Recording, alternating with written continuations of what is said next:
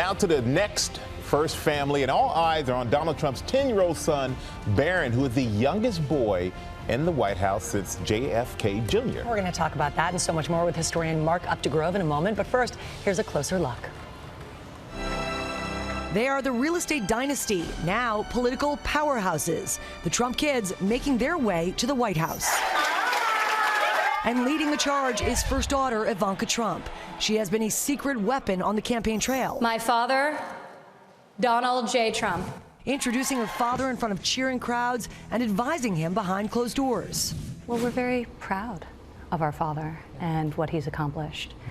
It is amazing. I've been joking for a while that when we started even just this project, we said Trump was coming to Pennsylvania Avenue. Ivanka is a business tycoon in her own right, with a multi-million-dollar lifestyle brand. But in the days leading up to the election, she's been distancing herself from her father's campaign, trying to save her brand from boycotters. I love this country. Thank you very much.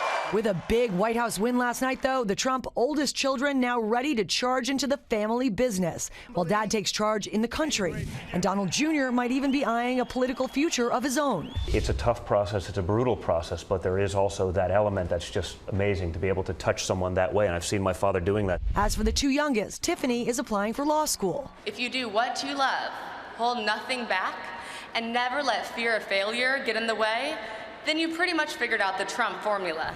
And Barron, the baby of the family at just 10 years old, will be the first White House son since JFK Jr. I teach him, I explain to him so he knows what's going on, and he asks me about the polls all the time. And now she can tell him the polls are over and they're moving to 1600 Pennsylvania Avenue. All right, now we welcome Mark Updegrove here with us at the desk. And, you know, Mark, we just saw all the Trump kids were very involved in this campaign. The three oldest kids really involved in the campaign. But what do you think their role would be, if any? You know, Ivanka, Eric, and Donald Jr., if they could play a role in the White House, what do you think their role would be? You know, my guess is that as children of the President of the United States, they can be dispatched as emissaries across the world on trade missions to represent their father at funerals and different events.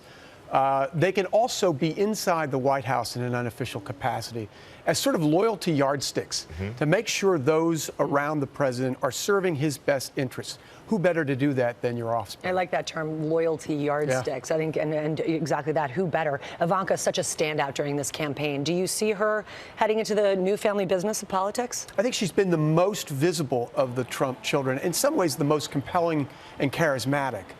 It wouldn't surprise me if they had political ambitions, but they also have very successful businesses as well.